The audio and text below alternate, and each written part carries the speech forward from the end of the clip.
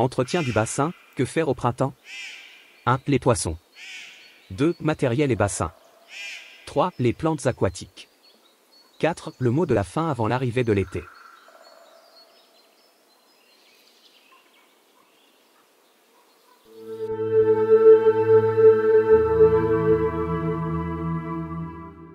Quand le printemps s'installe, la vie dans le bassin et dans le jardin se réveille lentement après le froid du début du printemps et les températures qui jouent au yo-yo.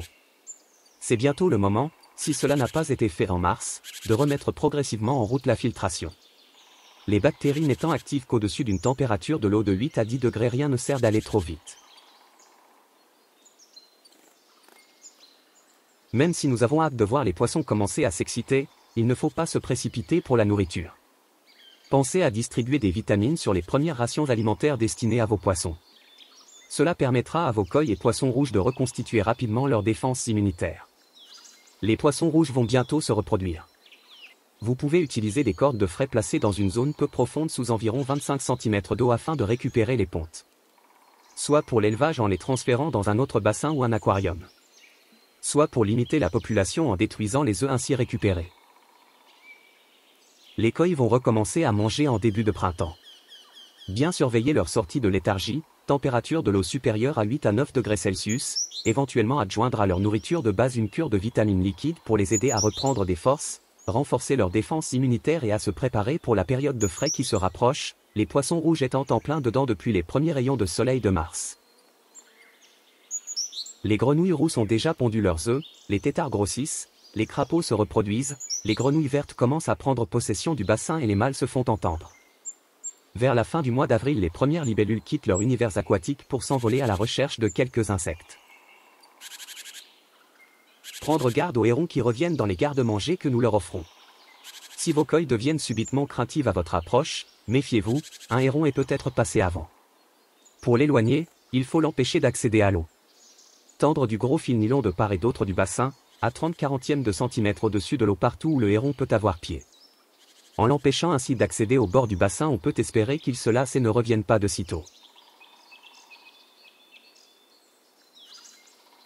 Quelques petits travaux peuvent être effectués avant la remise en route de la filtration qui interviendra dès que les beaux jours seront définitivement là, plus de risque de gelée tardive.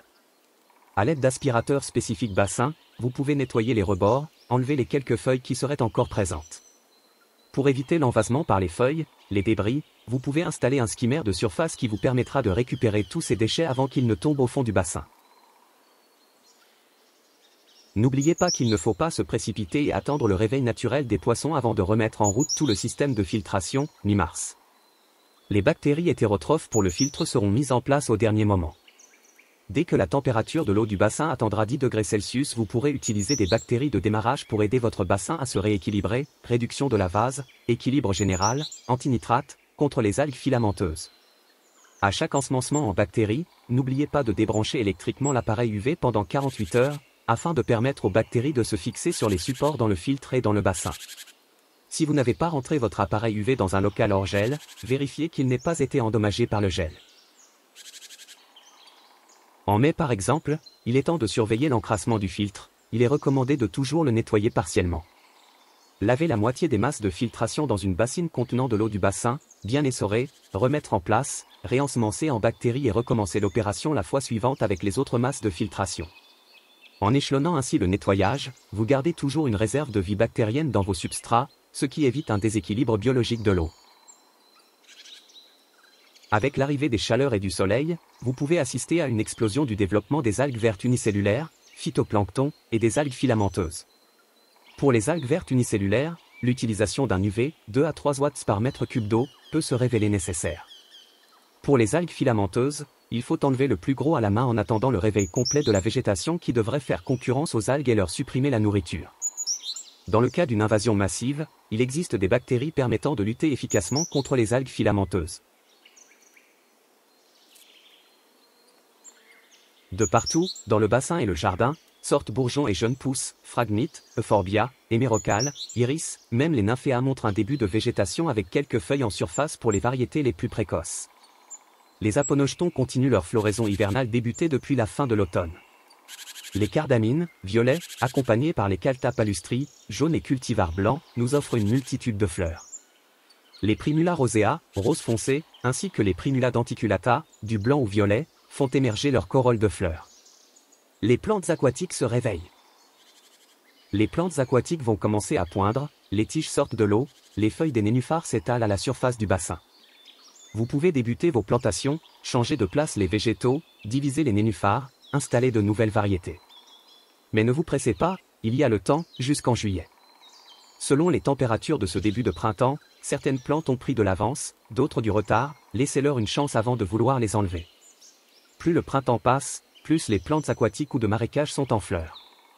Il est très utile, dans un bassin, d'avoir des plantes qui démarrent leur cycle végétatif, tôt en saison, Aponogeton, Caltha palustri, Elodie crispa, Iris pseudacoru, Ranunculus, Sagittaire, Straciote aloide, Trèfle d'eau. Si vous voulez compléter la flore de votre bassin, c'est la pleine saison pour l'achat des végétaux. Vous pouvez aussi mettre de l'engrais à diffusion lente, engrais spécifique pour bassin, dans les pots de vos plantes les plus gourmandes, Nymphéa, Lotus, Thalia, Pontédoria, Butomus. Les plantes qui ne seront pas reparties d'ici la fin du printemps seront considérées comme disparues et seront remplacées. C'est le moment d'introduire des plantes flottantes, en plus du côté esthétique, elles épurent le bassin, font un peu d'ombre et participent activement à la lutte contre les algues. Les beaux jours vont s'installer et la chaleur aussi. La faune et la flore de votre bassin sont en pleine activité. Les plantes sont en pleine croissance, vos poissons aussi. Vous allez avoir, un peu, de travail, pour vous occuper du bon fonctionnement et du bon équilibre de votre bassin.